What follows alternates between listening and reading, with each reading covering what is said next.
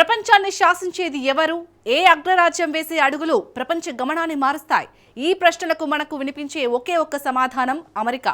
కానీ తుపాకులు, క్షిపణులు, యుద్ధ విమానాల కంటే అమెరికాను అత్యంత శక్తివంతమైన దేశంగా మార్చిన అసలైన ఆయుధం ఏంటో తెలుసా? అదే ఆ దేశ కరెన్సీ డాలర్. 80 ఏళ్లుగా ప్రపంచ ఆర్థిక వ్యవస్థకు వెన్నెముకగా ఉన్న ఈ పచ్చ నోటు సామ్రాజ్యం ఇప్పుడు పతనం దిశగా సాగుతుంది. అటు అమెరికా లోపల, ఇటు గల్ఫ్ దేశాల్లోనూ డాలర్ గురించిన గుబులు మొదలైంది. అసలు 1944లో బ్రెటన్ వుడ్స్లో కుదిరిన ఆ రహస్య ఒప్పందం ఏంటి? పెట్రో డాలర్ అంటే ఏమిటి? అమెరికా డాలర్కు బదులు ప్రపంచ దేశాలు బంగారం వైపే ఎందుకు మొగ్గు చూపుతున్నాయి? డాలర్ ఆధిపత్యం క్రమంగా నీరుగారిపోతుందా, లేక ఇది ప్రపంచ ఆర్థిక వ్యవస్థలో పెను మార్పుకు సంకేతమా? డాలర్ సామ్రాజ్య పతనంపై స్పెషల్ రిపోర్ట్. Watch this.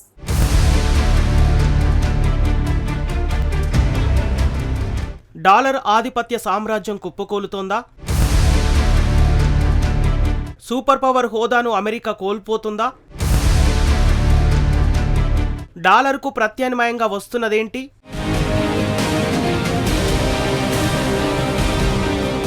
ప్రపంచ దేశాలను శాసిస్తోందెవరు? ఈ ప్రశ్నకు సమాధానం ఎవరైనా తడుముకోకుండా అమెరికా పేరునే చెప్పేస్తారు. అది నిజమే. కానీ అమెరికాకు ఆ కంట్రోలింగ్ పవర్ ఎలా సాధ్యమైంది? దీనికి సమాధానం చెప్పాలంటే వివిధ కారణాలను విశ్లేషించవచ్చు. కానీ అగ్రదేశం తీవ్రస్థాయిలో ప్రపంచంపై పట్టు సాధించడానికి అసలు కారణం మాత్రం డాలర్. అవును, మీరు విన్నది నిజమే. ప్రపంచ ఆర్థిక వ్యవస్థను శాసించేది అమెరికన్ డాలరే. అమెరికన్ డాలర్కు అంత శక్తి ఎలా వచ్చింది? ఈ ప్రశ్నకు సమాధానం తెలుసుకోవాలంటే మాత్రం 1944 సంవత్సరానికి వెళ్లాల్సిందే. అది రెండో ప్రపంచ యుద్ధం ముగింపు దశకు చేరుకున్న సమయం. ప్రపంచంలోని అత్యంత శక్తివంతమైన దేశాలన్నీ కలిసి అమెరికాలోని న్యూ హ్యాంప్షైర్ రాష్ట్రంలో ఉన్న బ్రెటన్ వుడ్స్ అనే ఒక చిన్న పట్టణంలో సమావేశమయ్యాయి. అక్కడ సమావేశంలో పాల్గొన్న వారందరిది ఒకటే ప్రధానమైన ప్రశ్న: ప్రపంచ ఆర్థిక వ్యవస్థను శాసించేది ఎవరు? చివరికి వారికి ప్రశ్నకు చాలా సింపుల్గానే సమాధానం దొరికింది. ఆ శక్తి అమెరికన్ డాలర్. ప్రపంచంలోని ప్రతి కరెన్సీ విలువను డాలర్తో ముడిపెట్టారు. అదే సమయంలో డాలర్ విలువను బంగారంతో అనుసంధానించారు.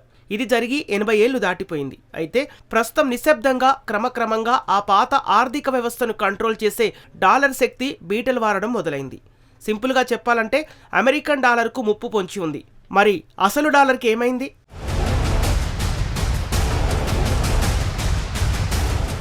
డాలర్ కంట్రోలింగ్ పవర్ బీటలు వారడానికి 3 ప్రధాన సంకేతాలున్నాయి. మొదటి సంకేతం స్వయంగా అమెరికా లోపల నుంచే వినిపిస్తోంది. ఉటా, జార్జియా, అరిజోనా, ఓక్లామా, అయోవా వంటి రాష్ట్రాల చట్టసభ్యులు ఒక సరికొత్త చట్టం కోసం ఒత్తిడి తెస్తున్నారు. బంగారం, వెండిని రోజువారీ లావాదేవీల్లో కరెన్సీగా చెలామణి చేసేందుకు అనుమతించాలని ఆయా రాష్ట్రాల ప్రజాప్రతినిధులు డిమాండ్ చేస్తున్నారు. ఇక్కడ గమనించాల్సిన విషయం ఏమిటంటే, వారు డాలర్కు బదులుగా బంగారాన్ని తీసుకురావాలని కోరడం లేదు. అలా చేస్తే అసలుకే మోసం వస్తుంది. అది అమెరికా చట్టాలకు వ్యతిరేకం. అందుకే ఆయా రాష్ట్రాల చట్టసభ్యులు తెలివిగా డిమాండ్ చేస్తున్నారు. డాలర్తో పాటు బంగారం, వెండిని వినియోగించాలని కోరుతున్నారు. వారి డిమాండ్కు ఎందుకు అంత ప్రాధాన్యం ఉంది? ఎందుకంటే ఈ డిమాండ్ చేస్తున్నది ఎవరో సామాన్యులు కాదు, సాక్షాత్తు ఆయా రాష్ట్రాల శాసనాలను చేసే చట్టసభ్యులు. వారి వాదన చాలా స్పష్టంగా ఉంది. డాలర్ తన కొనుగోలు శక్తిని కోల్పోతుందంటున్నారు. ప్రజలు పొదుపు చేసుకున్న మొత్తాలను ద్రవ్యోల్బణం హరించి వేస్తుందని అమెరికన్లు వాదిస్తున్నారు. బంగారం మాత్రం ఎప్పుడూ తన విలువను కోల్పోదంటున్నారు. నిజానికి వారి వాదనలు కూడా కొంతవరకు నిజం. ప్రస్తుతం ట్రాయ్ ఔన్స్ బంగారం $4,800 వద్ద ట్రేడ్ అవుతుంది. అంతర్జాతీయంగా బంగారం, వెండి, ప్లాటినం వంటి లోహాలను కొలవడానికి ఉపయోగించే ప్రామాణికం ట్రాయ్ ఔన్స్.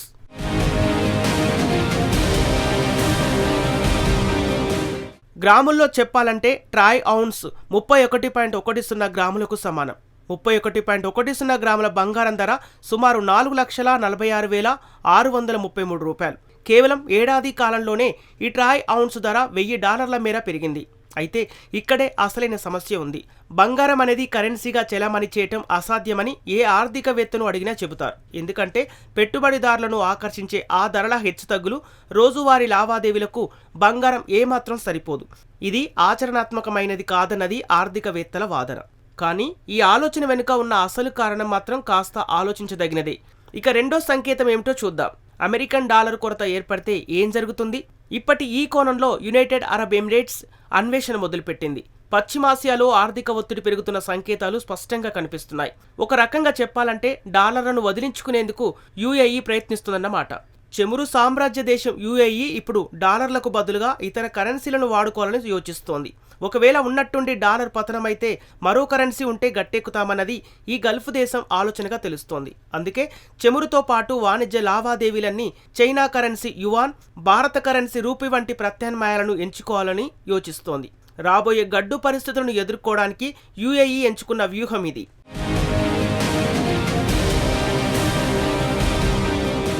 ప్రస్తుతం హర్ముజ్ జలసంధితో చెమురు వ్యాపారానికి అంతరాయం కలుగొచ్చనే గల్ఫ్ దేశాల ఆందోళన చెందుతున్నాయి. అందుకు యుఏఈ వ్యూహమే ప్రత్యక్ష సాక్ష్యం. దశాబ్దాలుగా ఏలుతున్న పెట్రో డాలర్ వ్యవస్థను ఇప్పుడు గల్ఫ్ దేశాలు సందేహిస్తున్నాయి. అసలు ఈ పెట్రో డాలర్ వ్యవస్థ అంటే ఏమిటి? 1970వ దశకంలో ప్రధానంగా సౌదీ అరేబియాతో అమెరికా ఒక ఒప్పందం కుదుర్చుకుంది. దీని ప్రకారం చెమురు ధరలను కేవలం అమెరికన్ డాలర్లలోనే నిర్ణయించాలి.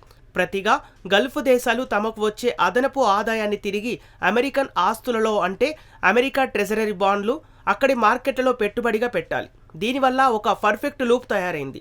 ప్రపంచానికి చెమురు కావాలంటే డాలర్లు అవసరమయ్యాయి. దీంతో దేశాలన్నీ డాలర్ నిల్వలను పోగు చేయడం మొదలుపెట్టాయి. ఆ నిల్వలు మళ్లీ పెట్టుబడుల రూపంలో అమెరికాకే చేరాయి. ఫలితంగా అమెరికా సుసంపన్నంగా, శక్తివంతంగా నిలిచింది. ప్రపంచ ఆర్థిక వ్యవస్థను డాలర్ శాసించడం మొదలైంది. ఇప్పుడు పెట్రోల్ దేశాలే డాలర్ను పక్కన పెట్టేందుకు సిద్ధమవుతున్నాయి. ఇక మూడో సంకేతం, డాలర్ కంటే బంగారాన్నే ప్రపంచ దేశాలు ఇష్టపడడం. ముఖ్యంగా 1990వ దశకం మధ్యకాలం తర్వాత తొలిసారిగా ప్రపంచవ్యాప్తంగా ఉన్న సెంట్రల్ బ్యాంకుల వద్ద అమెరికా ట్రెజరీ బాండ్ల కంటే బంగారం నిల్వలే అత్యధికంగా ఉన్నాయి. అంటే ప్రపంచ దేశాలు అమెరికా అప్పు కంటే బంగారాన్నే ఎక్కువగా నమ్ముతున్నాయి.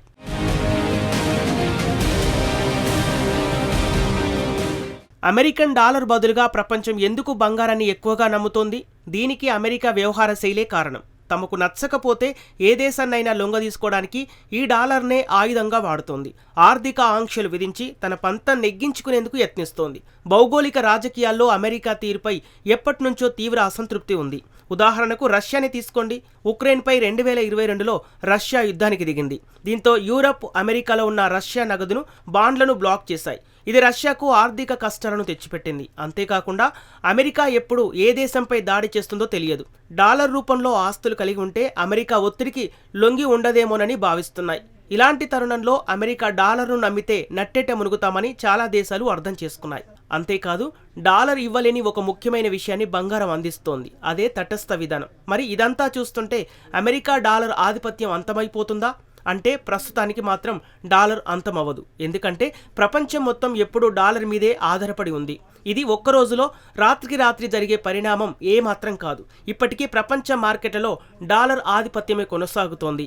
అమెరికా ఆర్థిక మార్కెట్లు ఇప్పటికీ ప్రపంచంలోనే అత్యంత బలమైనవి. ఎక్కువగా డాలర్ లభ్యత అమెరికన్ మార్కెట్లలో కనిపిస్తోంది. నిజానికి డాలర్కు ప్రత్యామ్నాయంగా ఏ కరెన్సీ బలంగా పైకి దూసుకురావడం లేదు. చైనా కరెన్సీపై యువాన్పై మూలధన నియంత్రణలు ఉన్నాయి. యూరోపియన్ యూనియన్ కరెన్సీ యూరోకు ఏకీకృత మద్దతు లేదు. భారత్ కరెన్సీ రూపీని ప్రొజెక్ట్ చేసేందుకు మోదీ సర్కార్ తీవ్రంగా ప్రయత్నిస్తోంది. ఒక రకంగా చెప్పాలంటే నేటికి డాలర్కు సరితూగే ప్రత్యామ్నాయ కరెన్సీ ఏదీ సిద్ధంగా లేదు. కానీ ఇక్కడ మారుతున్న విషయం ఒక్కటే, డాలర్పై ఉన్న ఆ ఖచ్చితత్వం ఇప్పుడు మాయమైంది. మనం ఇలాంటి పరిణామాలను చూడటం ఇదే మొదటిసారి కాదు.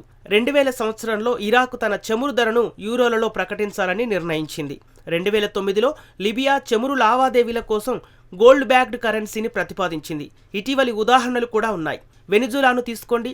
అమెరికా ఆంక్షల నుంచి తప్పించుకోవడానికి చైనా యువాన్, యూరోలను ఉపయోగిస్తూ చెమురు వ్యాపారాన్ని నిర్వహించింది. డాలర్ రహిత వ్యాపారాలను చేయడానికి ప్రయత్నించింది. బ్రిక్స్ దేశాలు కూడా తమ ద్వైపాక్షిక వాణిజ్యంలో డాలర్ ఆధిపత్యాన్ని సవాల్ చేస్తున్నాయి. సొంత కరెన్సీలను ఉపయోగించాలని నిర్ణయించాయి. తాజా సమాచారం ప్రకారం హర్ముజ్ జలసంధిలో చెమురు ట్యాంకర్ను అనుమతించాలంటే ఫీజును చైనా యువాన్లో చెల్లింపునకు ఇరాన్ ప్లాన్ చేస్తోంది. అంటే డాలర్ ఆధిపత్యంపై మళ్లీ అనుమానాలు మొదలయ్యాయి.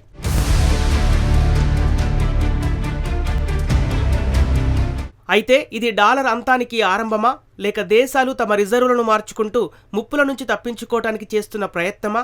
వ్యవస్థను కూల్చే ఉద్దేశం లేకుండా కేవలం రిస్క్ తగ్గించుకుంటున్నారా? దీనికి నిజాయితీగా చెప్పాల్సిన సమాధానం ఎవరికీ తెలియదు. ఆ అనిశ్చితే ఇప్పుడు అసలైన చర్చనీయాంశం.